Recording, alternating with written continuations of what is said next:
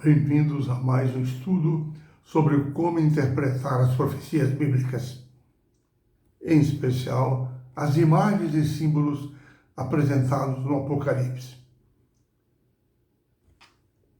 Ao estudar o Apocalipse, nós percebemos que João estava profundamente familiarizado com o Antigo Testamento. E ele utilizou inclusive conceitos que nós encontramos no livro de Gênesis e que eram bem conhecidos da igreja cristã de seu tempo. No livro de Gênesis, nós encontramos a obra criadora de Deus.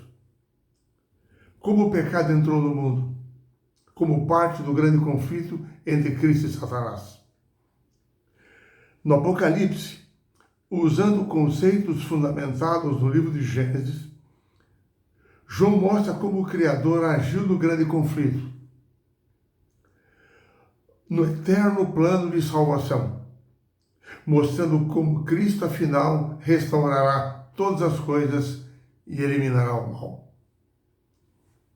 Nessa semana, nós analisaremos a utilização de mensagens de Gênesis no Apocalipse, quando João detalha o grande conflito entre Cristo e Satanás, a luta contra a igreja através dos séculos. Bom, Gênesis introduz a história do mundo na visão de Deus. Gênesis apresenta a nossa origem e o nosso destino. Fomos criados pela mão de Deus, caímos em pecado, fomos redimidos e estaremos com Ele para sempre. Essa é a ideia que parte já do livro de Gênesis. E essa história da criação, com todos os seus detalhes, ela é tratada ao redor, no decorrer, no restante de toda a Bíblia. Por isso, quando nós entendemos os conceitos que estão presentes no livro de Gênesis, isso nos auxilia a explorarmos melhor as passagens bíblicas dos livros seguintes. Os estudiosos chamam essa menção, a primeira mensagem do livro de Gênesis, de o princípio da primeira menção. Ou seja, o uso inicial de uma figura ou de um símbolo num livro deve ser aplicado às menções seguintes nessa mesma obra, no mesmo livro. Assim surgem 3 pontos importantes. Primeiro, quando Deus estabelece uma verdade, Ele não muda de ideia. Porque a verdade não muda, ela permanece para sempre. Jesus Cristo, ontem e hoje, é o mesmo, e o será para sempre. É o que destaca toda a Escritura. Ou seja, quando ensina a verdade, na repetição dos seus princípios em diferentes livros, Deus não muda o significado das figuras bíblicas.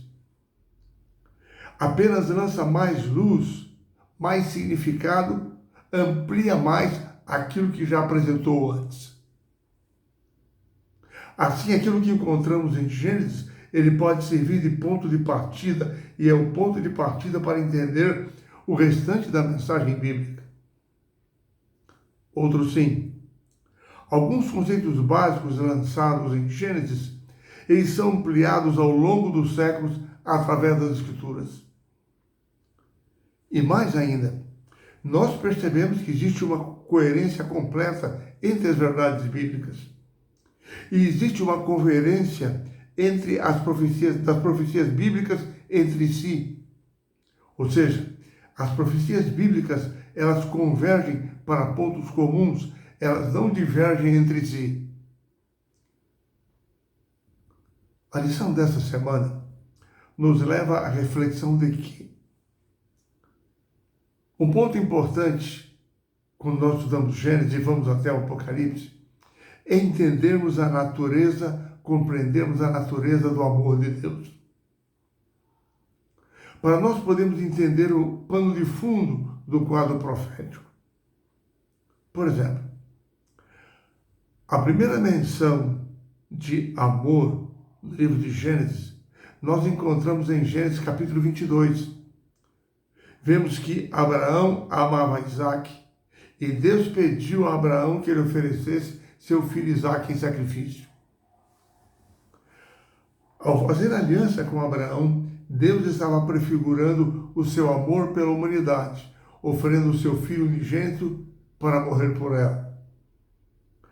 Paulo, na carta aos Hebreus, diz que Abraão confiava tanto no Senhor que ele cria que Deus retornaria a Isaac à vida se ele o oferecesse, obedecesse pela fé à ordem divina.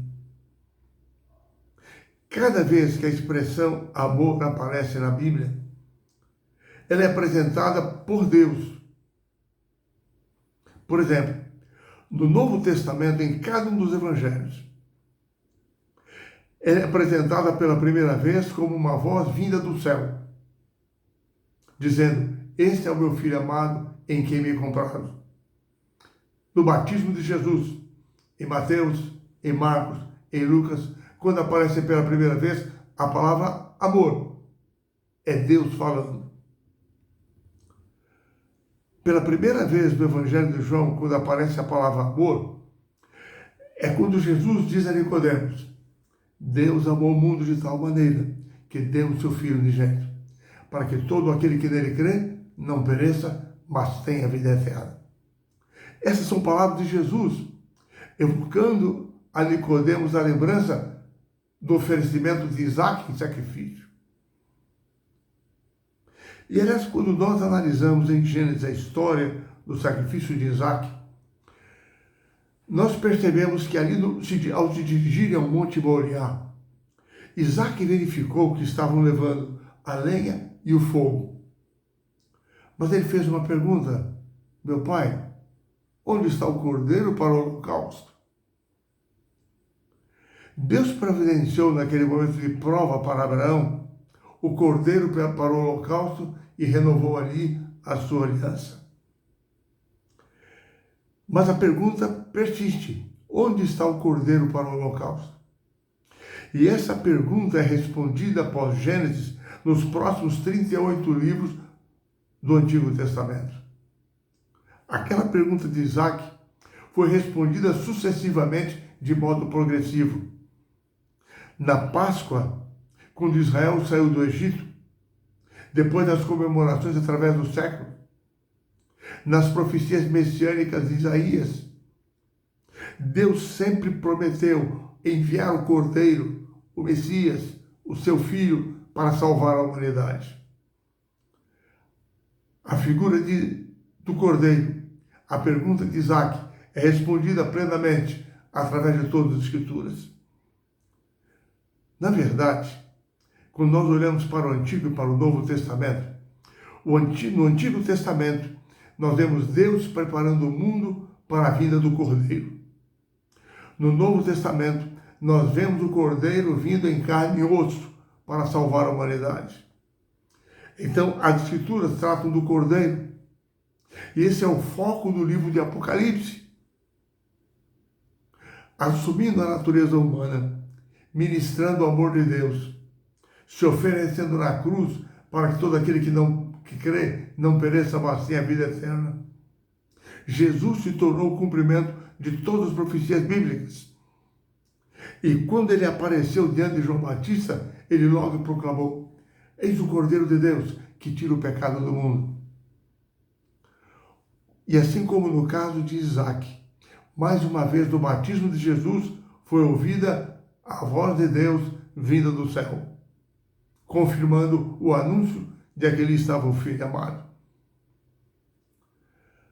A palavra cordeiro, a palavra sé, em hebraico, surge pela primeira vez ali no livro de Gênesis, no capítulo 22, na história do sacrifício de Isaac.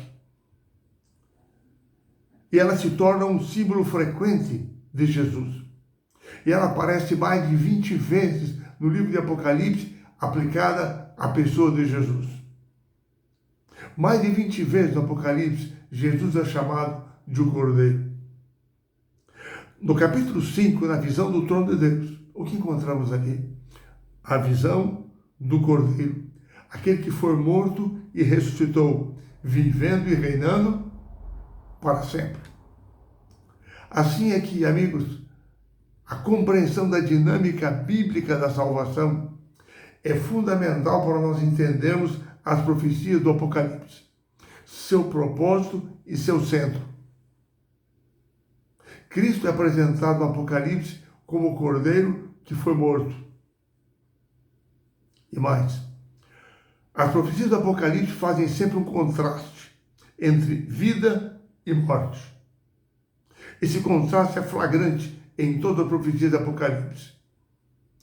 Cristo é apresentado como o originador e o Senhor da vida. Somente existe vida ligada a Ele.